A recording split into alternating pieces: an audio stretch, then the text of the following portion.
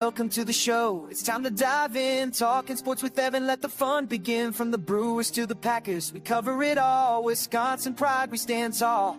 The Baggers on the field making history. With every touchdown, it's a victory. From Camp Randall to the court, we chill out. Wisconsin sports, we make our state proud. Feel the energy, the passion in the air. Join the conversation, we got stories to share. From the Bucks' big wins to the Brewers' great plays, we'll keep you entertained through all the games. Hey, sports with Evan, it's where we belong.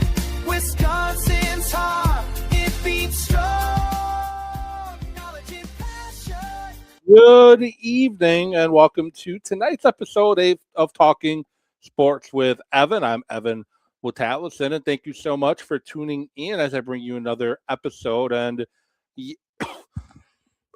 yes, I know the date says 4/28/26, and today's actually 4/30/26. Well, I was originally going to do the show on Tuesday, but things came up and I forgot to change the date.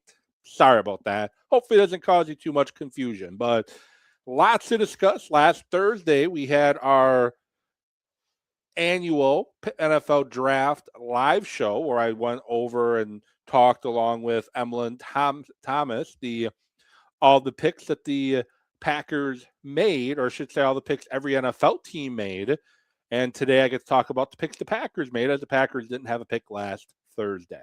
So we are going to talk about that today. We're going to talk about the Bucks hiring a new head coach in Taylor Jenkins. I'm going to give my thoughts on that hire. Going to be officially announced today, even though we knew about it last week.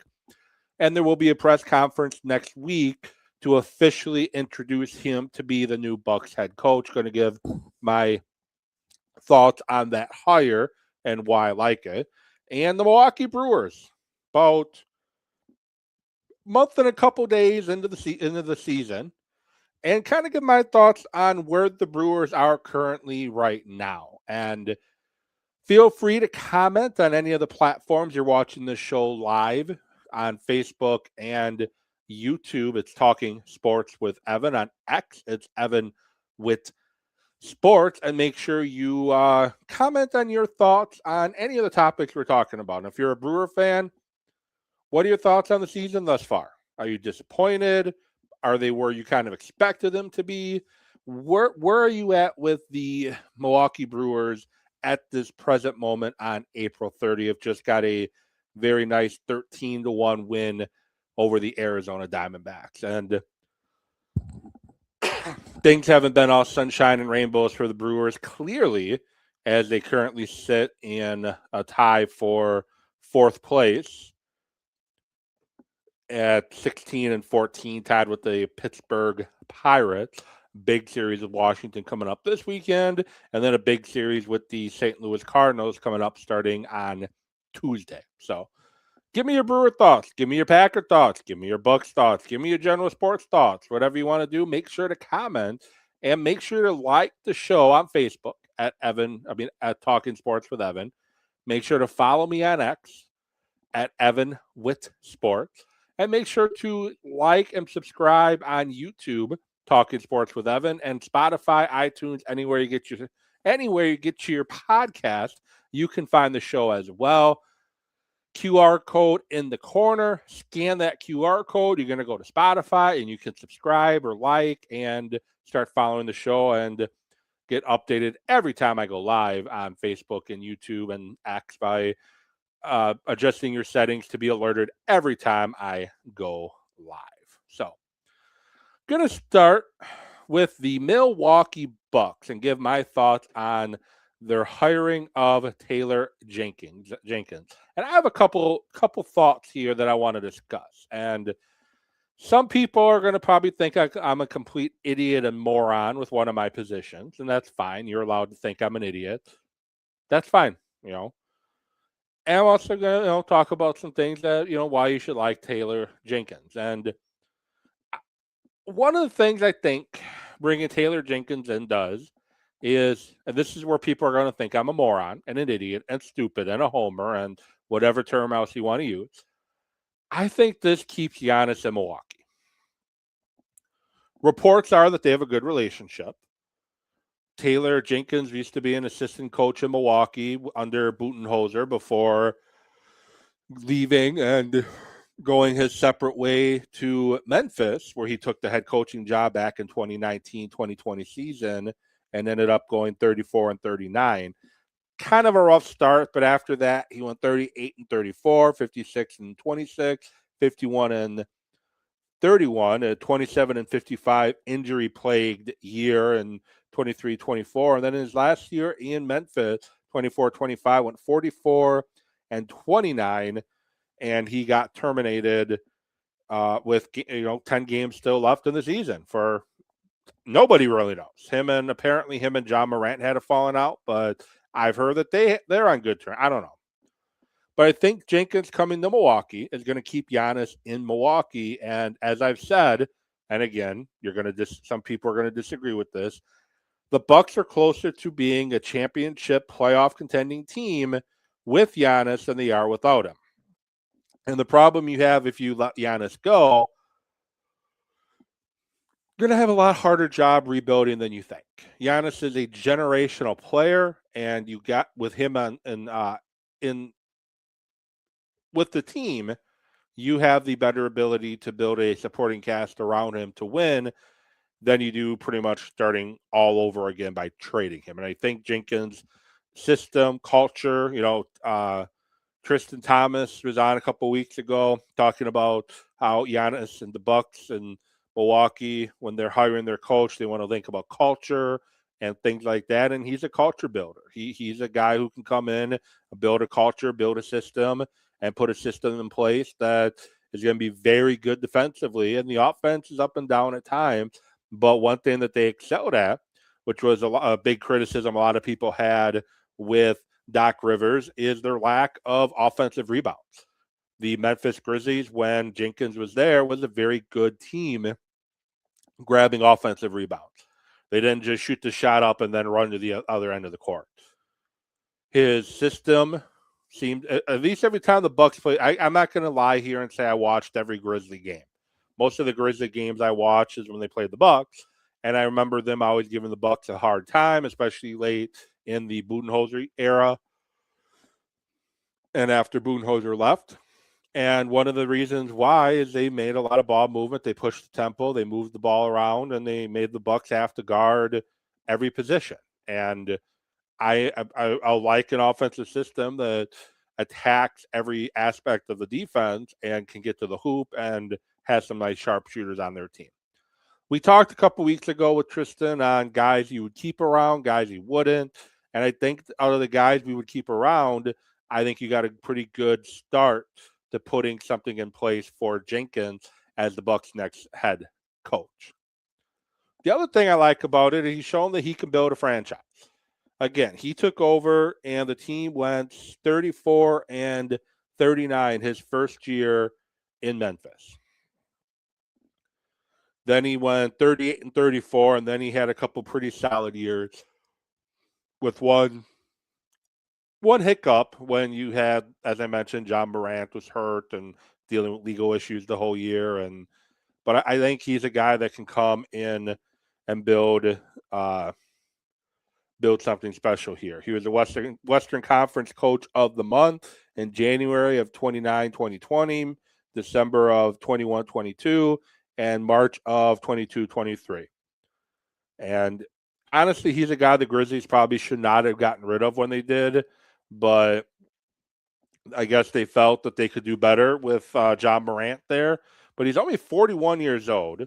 He coached with Budenholzer in Atlanta, coached with Budenholzer in Milwaukee for a year before, as I mentioned, going to Memphis. And for a guy like Giannis, a guy like Rollins, those guys are going to be able to potentially thrive in what Jenkins wants to do. So that's my thought on the Milwaukee Bucks and their coaching hiring of Taylor Jenkins. And I think it's going to be great for the franchise. It's going to be great for the city of Milwaukee.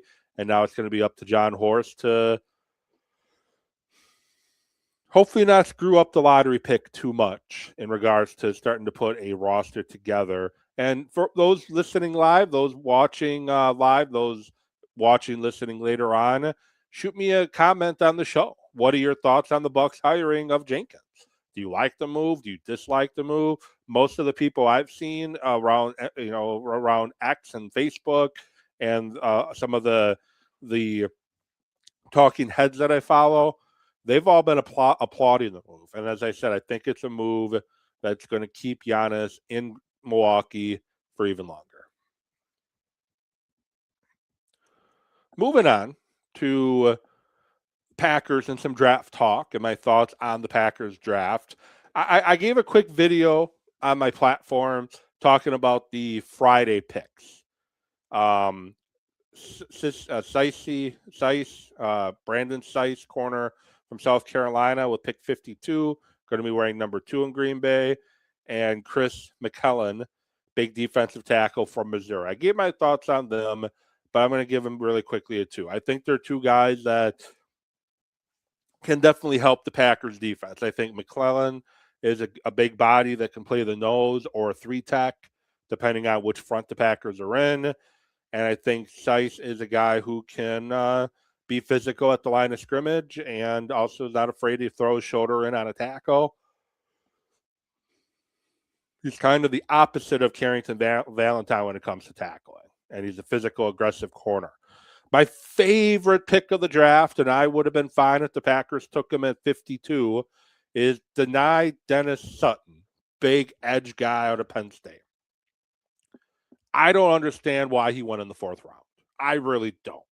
He is a freak athlete. He's got 8.5 sacks the last 2 years of Penn State, 24.5, I believe, total as a Penn State Nittany Lion. And he's a guy that got better each and every year. And yes, he needs some work on some other pass rushing moves, but he's got good power, good speed, good hands, and strong hands, I guess I should say, if we're talking edge guy. And he's a guy, he's my pick in this year's draft class to have the biggest impact in 2026. And the reason for that is Micah Parsons is going to miss a couple games. We know that. Lucas Van Ness, which I'm going to talk about momentarily, he's a big question mark. Sorrell is a big question mark, and Oliver is a big question mark as well. So there's going to be an opportunity for Sutton, DDS, to really get a lot of playing time early on, especially at that edge position. And I think he's going to be a guy. Who ends up making one of the biggest impact in this year's draft. In the 5th round, they took center and guard Jager Burton out of Kentucky. And he's a guy, you watch him on film, he's 6'4", 312, had played pretty good center.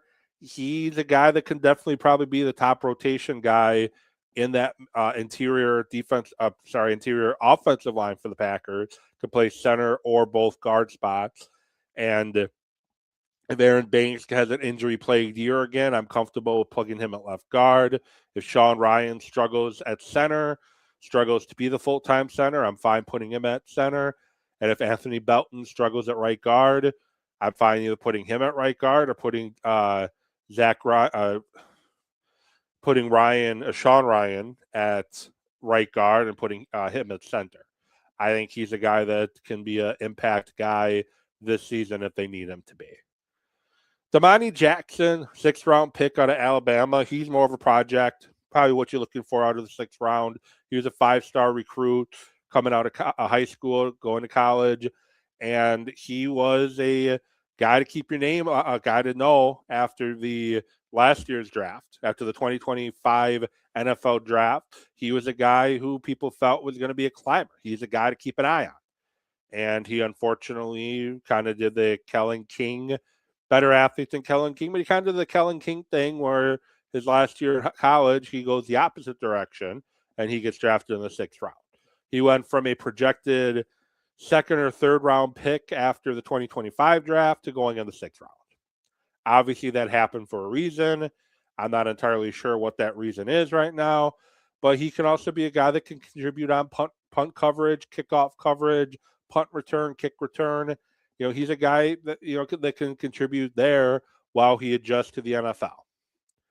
And then the final pick, and this is one where I understand, but at that same time, I don't like drafting kickers. But Trace Mack out of Florida, they traded their 2 7th-round picks to get back in the 6th round and took Trace Mack. And I always feel that you can get kickers in free agency after the draft's over. You can sign kickers as undrafted guys and bring in competition. But from what I saw, the Saints and a couple other teams were highly interested in them. So at that point, go get your guy. You probably, rest of the guys on the board, you probably have as undrafted free agent types. So you can get your last pick in, and then you can start working the phones with the guys that are likely going to go undrafted, and you can get them signed immediately. And sorry about that. I don't have the undrafted list in front of me, but I know they have signed a few undrafted free agents that I'm pretty interested in, including an offensive lineman, a couple running backs, and one of the running backs that's going to have a tryout this weekend is Josh Jacobs' brother. Speaking of Green Bay, speaking of talking Packers, Lucas Van Ness. I think to say he's been a disappointment since he was drafted would be an understatement because he has been a disappointment. He's not been able to stay on the field. He's not been productive when he's been on the field. And now you had to make the tough decision. You had till tomorrow to decide if you're going to do a 5th-year option or not. And I have my thoughts on it. And honestly, my thoughts have changed from a couple hours ago when I posted on my Facebook page, I have opinions. But my opinions kind of changed on it. At the time, I'm like, what are the Packers doing? Giving him his 5th-year option. He hasn't earned it. What has he done to earn that spot? And then I'm thinking about it. I'm hearing other people's reactions. Some, Goody's a big idiot for even thinking about it. And some, it's a no-brainer. And I'm starting to side with the no-brainer side. His 5th-year option is not a lot of money. It's between $13 and $15 million. Yes, it's the only thing I don't like about the 5th-year option, and this is why I was kind of poo-pooing on initially, is the 5th-year option is guaranteed. That 5th year is guaranteed. So that means he can drop a weight on his foot and be out for the entire year after a freak accident in OTAs, but they still have to pay him that 5th-year option money going into the 2027 season. But you're a draft and develop team. He played pretty solid against Chicago in the playoff game. He played pretty solid against Baltimore. He's the only defensive player that had a good game against Baltimore. You're kind of banking and hoping that what you saw post-injury is what you're going to see moving forward with Lucas Van Ness. And he's going to get every opportunity the first couple weeks of the season to show if he's that guy or not. But at the end of the day, spending 13 to 15 million, depending on where you look, it's not that big of a deal. It's not a lot of money. Like you can't just let everybody go. And if he ends up having a very solid 4th year, you have him on year 5 for the cheap. If he doesn't have a solid year, well, you have him for one more year for a potential prove-it deal, or maybe you can try to trade him to get something from him or for him, I guess would be the term I'm looking for. But I don't have an issue at the end of the day doing the 5th-year option on Van Ness. I think his best football is still in front of him. It's kind of hard to be productive when you're dealing with injuries, and I'm not going to call him injury prone, but I think if he can stay healthy, I think he could be a solid player. Now, obviously, at 1st-round pick, we want him to be more than just a solid player, but I think right now, I think he could be a solid player for the Packers in the 2026 season. And you need bodies at that position. And like I said, if he balls out this year, you got him for the cheap with the 5th-year option. And you can start possibly talking extension with them. But no, I don't have a problem with it. And that's the thing. I had an issue with it a few hours ago, but I've had time to think about it, had time to digest it, had time to see and listen to other people's point of views about it.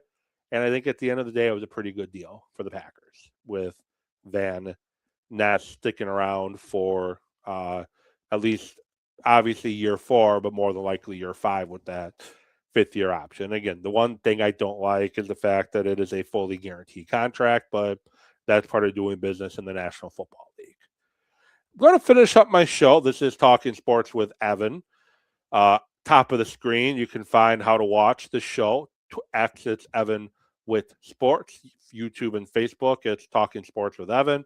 You can also find the show on Apple, iTunes, and Spotify.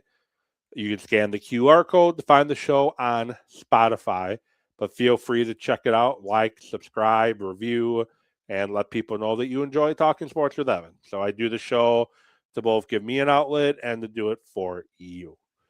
Few avenues with the Brewers I wanted to go with. First of all, 13-1 win, great. State of the Brewers through slightly over a month into the season. I would say with the injuries the Brewers have had since day one, I think they're exactly where I figured they would be. I figured they're a young team anyway. They may start a little bit slow. They did the opposite, but they may start a little bit slow. But like last year, they flipped the switch come mid-May, and they just couldn't be beat since. This year's team, not a little more issues than last year for the fact that Jackson Cheerio finds out on opening day he's going on the IL because he has a fractured hand. Andrew Vaughn gets hurt in game 1. He hasn't played since. Christian Yelich gets hurt. And now today, Brandon Woodruff leaves the game in the 2nd inning, facing his second batter after 7 pitches. And he was topping out at 86 miles per hour on the fastball. So the Brewers are not without their problems. They definitely have their issues. And a lot of it is magnified right now because of the injuries. And I get everyone deals with injuries, but right now, this is the lineup the Brewers put out today. Leading off in center field, Garrett Mitchell. Playing second base, Bryce Terang. Batting third, William Contreras. Batting fourth, cleaning up, Jake Bauers. Batting fifth, Tyler Black. And this is where it gets a little annoying. Next up, Luis Rengifo. Then you got Sal Frelick, who's been in the slump all year, but he did hit another home run today. Greg Jones, the only guy in the lineup without a base hit today. And then David Hamilton. So the bottom half of the Brewers lineup right now is not good. And it's your Garrett Mitchell, Bryce Terang, William Contreras, and Jake Bauers, who's basically carrying this offense right now. They're doing all the heavy lifting right now. What happens when you get Jackson Cheerio and Bryce Terang back? Not Bryce Terang, I'm sorry. Jackson Cheerio and Andrew Vaughn back is Bryce Terang is batting leadoff for second. Jackson Cheerio is batting leadoff for second. William Contreras is still batting third. You have Andrew Vaughn batting fourth. And then you can have Garrett Mitchell batting fifth. You can have Jake Bauers right now, or Gary Sanchez as a DH batting fifth. Then you can have Garrett Mitchell batting sixth. Sal Frelick batting seventh. And then you have the other two, or you can always put Garrett Mitchell or Sal Frelick batting ninth and put your 2 weak links, David Hamilton, Luis Rengifo, or Joey Ortiz in that 7 and 8 spot to try to get the better hitter at the bottom of the lineup if Sal Frelick does start hitting again, which he is right now. Frelick's starting to hit the baseball a little bit right now. Over his last 7 games, he's up to 267. His last 15, he's up to 238. And he's got his average up to 211. I know that's not special, but it's not nothing either, as he was under 200 about a week ago. So that batting average is starting to climb a little bit. The strikeouts are becoming less, and he's starting to put the ball in play a little bit. And if Sal Frelick can get that bat going, you're going to have another guy towards the bottom of the lineup. And when you have Yelich coming back too, that makes the starting lineup even more deeper, because then you're going to have Yelich batting fourth, Vaughn batting fifth, or Yelich batting third, Contreras batting fourth, Vaughn batting fifth. You just have a lot of different options you can do with a healthy Yelich, Vaughn, and Cheerio.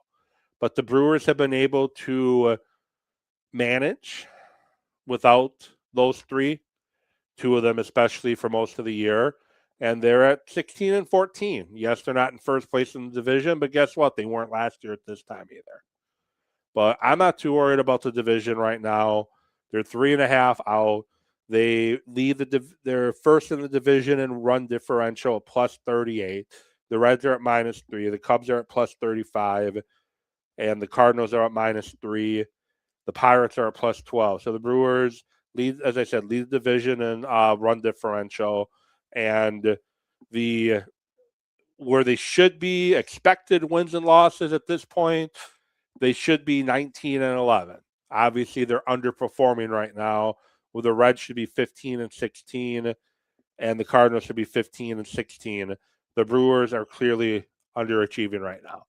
But baseball, there's still plenty of time to turn it on. I think the starting pitching can be very good, and if the offense can get going again, when you get the three bats who I mentioned back in the lineup, Yelich, unfortunately, not till the end of May, but beginning on Monday, you're going to have Cheerio and Vaughn back. I think you can get hot offensively, and the starting pitching has been pretty good. Just need that bullpen to come around. Some negatives for the Brewers.